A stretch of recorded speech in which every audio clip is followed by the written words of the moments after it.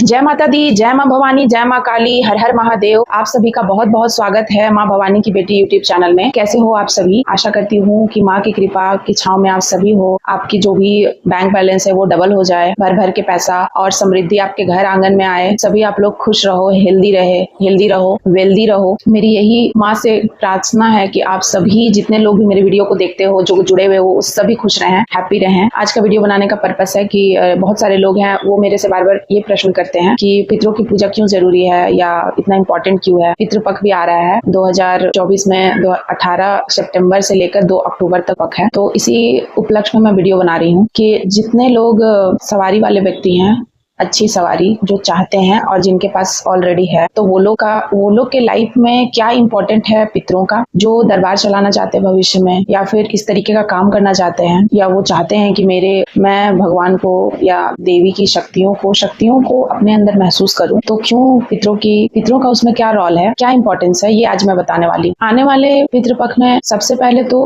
आप जो भी नॉर्मल इंसान है उन सभी को मैं कहना चाहूंगी कि आप सभी के घर में पितरों के लिए, पितृ मतलब वो जो इस दुनिया में नहीं है, आपके पूर्वज, आपके वंशज, ना जाने कितने वर्षों से आपके वंश चली आ रही है, तो वो जो भी आपके वंशज है, बहुत ऐसे आपके पितर हैं जो कि अभी उन्हें पितृ लोक में ही है, वो उन्हें और कोई लोक नहीं मिला है, या फिर ऐसे कोई पितृ जो कि ऐसे कोई पितृ जो कि प्रेत है, वे पितृ भी नहीं बन पाए हैं। तो बहुत सारे ऐसे केसेस में जो अतिरिक्त आत्माएं हैं, उन लोगों को जब आप भोजन देते हो, उन लोगों के नाम पे पानी भोजन निकालते हो, तो विद उनकी जो आत्माएं हैं वो तृप्त होती हैं। और बहुत सारे जो प्रेत है वो अपने पितृ योनि में चले जाते हैं। जो पितृ हैं उनको कोई और योनि मिलता है, स्वर्ग मिलता है, या फिर कोई और शरीर मिलता है, तब वो जन्म लेते हैं। आपके ही पुण्य प्रताप से, आपके ही कर्मों की वजह से वो उन्हें आप अपनी पूजा पाठ से उनके नाम का दिया बाती करके, उनके नाम की आप भोजन निकाल करके, उनके नाम का दान करके आप उनको सही जगह पहुंचा सकते हो। इसीलिए वो आपकी मदद भी करते हैं बहुत ज्यादा, जैसे कि संतान सुख में मदद करते हैं। बहुत बार पितृलोक में पितृ हैं, तो वो अगर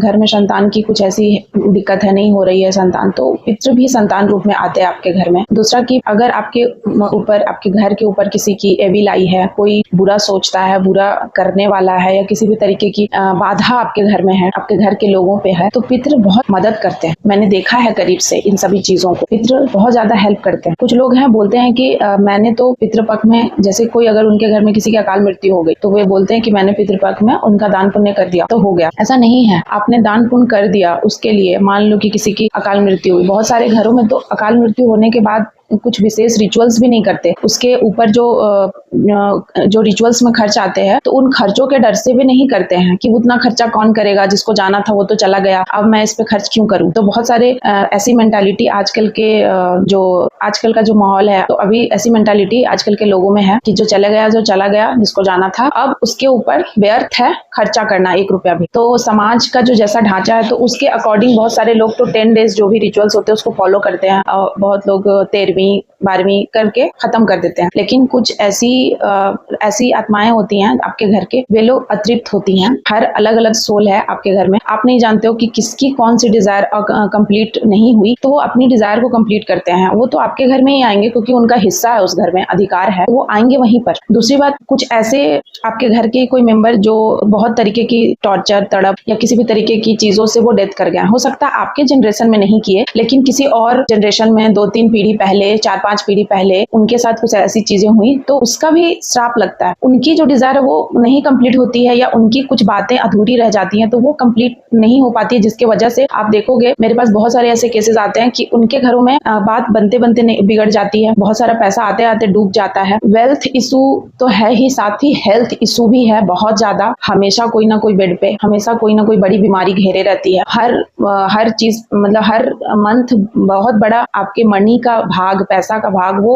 खर्च में चला जाता है, इलाज में चला जाता है। तो ऐसे जितने भी सारे प्रॉब्लम होते हैं आपके घर में, और बहुत तरह की नेगेटिविटी, बाकी जो मैंने और भी पिछले वीडियो में, बहुत सारे वीडियो में मैंने बताया है कि पितरों के लिए मैंने वीडियो बनाया था, उसमें भी मैंने बताया कि अगर वो आपके घर में है और वो खुश नहीं है, और किसी तरीके से वो अगर आपके फैमिली मेंबर आपके सिर पे चढ़ गया, नेगेटिविटी बना दिया, तो इस तरीके की स्थिति क्रिएट कर देंगे कि आप लोग एक दूसरे का सिर तक फोड़ने को रेडी हो जाओगे। तो ये बात भी सच है, बिल्कुल सच है। इसीलिए जो भी नियम कानून सनातन धर्म में बनाए गए थे कि इतना दिन इनके नाम का रहेगा या ऐसा रिचुअल्स फॉलो करना है, तो वो जो भी हमारे पूर्वज थे ना, वो कुछ सोच समझ कर ही बनाए थे। उनका हर लॉजिक था, कोई भी रूल्स बनाने के पीछे उनका लॉजिक था बहुत बड़ा। वो लॉजिक के अनुसार ही काम करते थे कि हाँ, इसके पीछे ये लॉजिक, ऐसे करने से हमारे जो बच्चे हैं, हमारा जो परिवार है, हमारा जो वंश है वो सही रहेगा, ठीक रहेगा, उसके लिए वो करते थे। बट आजकल के यूथ मानते नहीं है इन सभी बातों को, उन्हें अंधविश्वास लगता है। उन्हें लगता है कि ये सारी चीजें अंधविश्वास है, ऐसा कुछ नहीं है, जिसको आया है जीवन में कमाओ खाओ बस रहो और उससे ज्यादा कुछ नहीं करना है। पर ऐसा नहीं है। अगर आप लाइफ में बहुत बड़ा करना चाहते हो, एक सक्सेसफुल इंसान बनना चाहते हो, सक्सेस की तरफ बढ़ना चाहते हो, तो आप, ठीक है, लक तो है ही, पर बहुत बार लक आपके साथ है, लेकिन अगर बाहरी एंटिटी, जैसा कि अभी कलयुग है, उसमें अगर किसी तरह की चीजें आपके साथ होती हैं, तो पितृ ही हैं जो आपको प्रोटेक्ट करते हैं, आपके कुल देवता ही हैं जो आपको प्रोटेक्ट करते हैं। और अगर आप उनके लिए कुछ भी नहीं सोचते हैं, उनके लिए आप नहीं करते हैं, तो मतलब आप खुद का कर रहे हैं बुरा, उनका तो कर ही रहे हैं। और अगर आप उनके लिए कुछ नहीं करना है, कुछ बहुत बड़ा नहीं करना है, बहुत उसमें खर्च भी नहीं आता है, बस आपको उनके नाम की दिया लगानी है। जैसे आप हर दिन भी अगर पूजा करते हो, हर इंसान पूजा अगर कर रहा है, तो उनके नाम की दिया जला लेना है कि हाँ, उनको याद कर लेना है। मंत्र जो है पितृपितृभ्यो नमः, आप उसका उच्चारण कर सकते हो 3 बार, 5 बार, 7 बार, 11 बार, आपके ऊपर है। आप जितना सामर्थ हो उतना आप कर सकते हो। उनके नाम की दिया सुबह नहीं लगा सकते हो, बहुत लोग काम करने जाते हैं, नहीं टाइम मिलता है पूजा करने का, आप शाम को करो। जब आप हर चीज के लिए टाइम निकाल सकते हो, तो अपने जीवन को ईजी बनाने के लिए, मानसिक रूप से शांति प्राप्त करने के लिए आप क्यों नहीं कर सकते हो? 5-10 मिनट क्यों नहीं निकाल सकते हो? मेरा यही है प्रश्न आप लोगों से।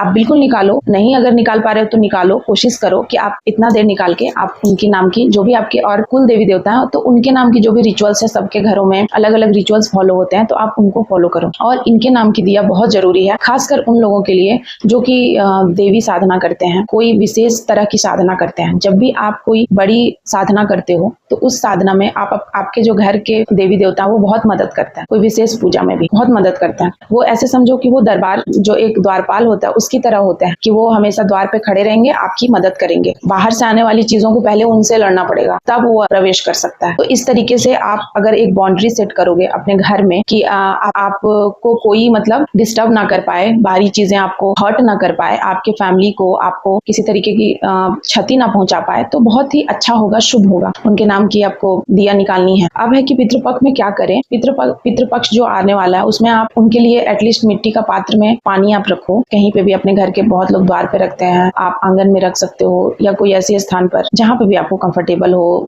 घर में बच्चे हैं तो परेशान करते हैं, अगर रखा है तो कुछ बच्चे आके उसको तोड़ देते हैं या बच्चे उसको फेंक देते हैं, तो आप ऐसे जगह रखो अगर जिनके घर में बच्चे की बच्चे वहां तक ना पहुंच पाए। आप पानी रखो, और जो भी आप भोजन बनाते हो, तो उस भोजन का जो पहला थोड़ा थोड़ा, जैसे चावल बनाया, रोटी बनाया, सब्जी बनाई, दाल बनाई, तो आप थोड़ा कोई भी पात्र में निकाल के उनके लिए रख दो। वो पक्षी खा सकते हैं, जानवर खा सकते हैं, आप उनके नाम पे भी निकालोगे तो वे खा जाएंगे, जानवर पक्षी। ऐसे भी जानवरों को तो खाना देना ही चाहिए, अच्छा होता है, जितनी भी तरह की नेगेटिविटी है वो दूर जाती है। नेक्स्ट है कि बहुत लोग ये बोलते हैं कि मेरे कुल देवी देवता कौन है, मैं नहीं जानती हूँ, मुझे नहीं पता है। देखिए, अगर आपके कुल देवी देवता नहीं पता है, उससे कोई फर्क नहीं पड़ता है। आपको नहीं पता, आपके जो पिताजी थे, माताजी थे, उनको भी अगर नहीं पता है, तो आपको कहाँ से पता होगा? तो कोई बात नहीं, अगर नहीं पता है तब भी उनके नाम की निकालनी है। जरूरी नहीं कि उनका नाम पता हो, जितने भी हैं सबके नाम की बस निकाल के, दिया जला के या खाना निकाल के बस उनको याद कर लेना है। ठीक है, कि आप जो भी हैं, मैं आपके लिए बस उनके आदर के साथ कि आपके लिए मैंने ये किया है, आप जो भी हो, आप देखो, आप हमारे ऊपर अपनी कृपा बरसाओ, अपना ब्लेसिंग दो, और हम अपना जो भी काम है वो कर रहे हैं, अच्छे से हो जाए हमारा काम। एक भाव, एक शुद्ध भाव आपके मन में होनी जरूरी है। अब है इससे जुड़ी हुई एक मुख्य बात ये भी है कि बहुत सारे ऐसे जो सवारी वाले व्यक्ति हैं, जिन पे देवी देवता की सवारी कई सालों से आ रही है, बट वो सवारी मुंह नहीं खोलती है, कुछ बोलती नहीं है, पूछा नहीं देती है, किसी भी तरीके का जवाब नहीं देती। अगर अच्छी देवी देवता की सवारी है तो पहली बात जल्दी जवाब नहीं देती है, लेकिन ये बहुत बड़ा रीजन ये भी होता है नहीं जवाब देने का कि आपके जो कुल देवी देवता पितृ हैं वो नाराज चल रहे हैं, या फिर आपने उनके लिए कोई पूजा पाठ नहीं करी, तो इससे भी बहुत इफेक्ट पड़ता है। आप शक्तियों को तब तक नहीं मना सकते हो, या शक्तियों की जो पावर है उसका यूज नहीं कर सकते हो, या उनकी कृपा जो भी अच्छे से नहीं हो सकती, आप उनसे बात नहीं कर सकते हो तब तक, जब तक कि आपके पितृ और आपके कुल देवी देवता खुश नहीं है। आप बड़े से बड़ा मंदिर में चले जाओ, लेकिन जब तक आपके घर के देवी देवता खुश नहीं है आपसे, से तब तक आप कोई भी जो साधना है वो सफल नहीं होती है। आप पूजा आपकी सफल नहीं होगी। अगर आप किसी तरह का हवन करते हैं तो वो भी सफल नहीं होती है। वो बहुत इंपॉर्टेंट होता है उनका खुश रहना। तभी आप किसी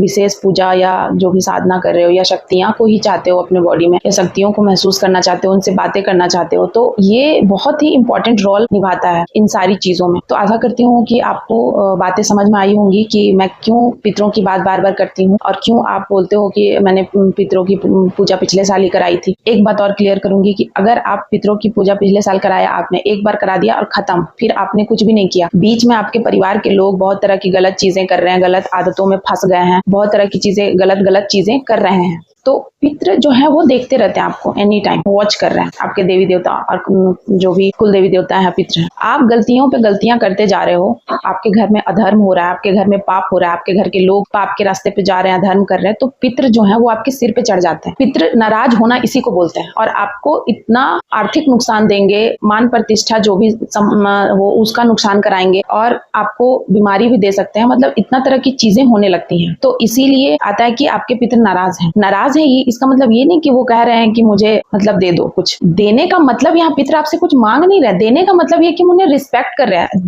देने से आप रिस्पेक्ट कर रहे हो, उनको याद कर रहे हो। इसका मतलब ये है, जैसे भगवान भी है तो भगवान कभी नहीं मांगते कि मुझे भोग दो, मुझे ये खिलाओ, मुझे वो खिलाओ, मुझे ये चाहिए। लेकिन हम लोग रिस्पेक्ट में उनसे प्यार करते तो उसको एक्सप्रेस करते हैं। तो एक्सप्रेस करते हैं, उनका तरीका ये है हम लोगों का उनके प्रति कि जो भी हमारा है वो आपका दिया हुआ है और आपकी चीजें आपको हम पहले प्रदान करके खुद इस वर्ल्ड में जीने के लिए उसका उपभोग कर रहा है। ये बस एक रिस्पेक्ट है और बस यही एक प्रोसेस है जो हम लोग फॉलो करते हैं।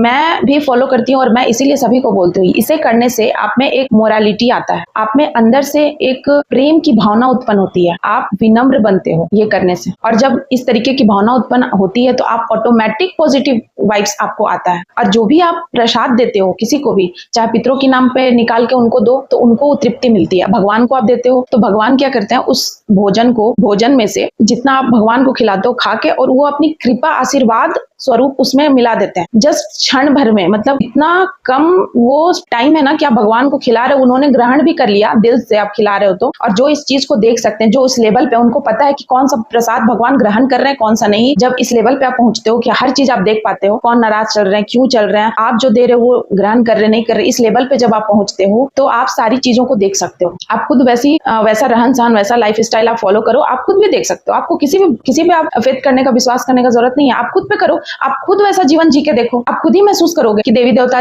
कैसे भोजन ग्रहण करते हैं, कौन सा उन्हें ज्यादा पसंद आया, कैसे वो अपनी कृपा ब्लेसिंग आपके भोजन में डालते हैं और आपके अंदर की नकारात्मकता सारी वो खींच लेते हैं। कैसे वो भोजन जब आप ग्रहण करते हो, उनका प्रसाद जो उन्होंने खाया, तो फिर आपके ऊपर क्या उसका इफेक्ट पड़ता है। आप जब पितरों के नाम पे निकालते हो तो उसका इफेक्ट क्या पड़ता है। आप जब जानवरों उससे प्यार करते हो, आप जानवरों को कुछ खिलाते हो, आप जब पक्षियों को कुछ खिलाते हो, आप जब प्लांट में पानी डालते हो तो उसका क्या इफेक्ट होता है। हर चीज आपको मल्टीपल होके मिलता है और कुछ बड़ा ही मिलता है। इस यूनिवर्स का लॉ ही है कि आप जो दोगे वो मल्टीपल होके आपको मिलेगा। आशा करती हूँ कि आप सभी को मेरी बात समझ आई होगी और आप इस आने वाले पितृ पक्ष में अच्छे से रूल को फॉलो करेंगे और मेरी बातों को समझ गए होंगे। अगर चैनल पर नए हैं तो प्लीज चैनल को सब्सक्राइब कीजिएगा। जितने लोग मेरी वीडियोस को देखते हैं और माँ भवानी की बेटी को इतना प्यार देने के लिए, इतना आप लोगों की दुआ, आप लोगों का प्यार मुझे मिलता रहे, बस माँ से यही कामना है। आप लोगों की वजह से मैं यहाँ तक हूँ। तो जय माता दी, जय माँ भवानी, जय माँ काली।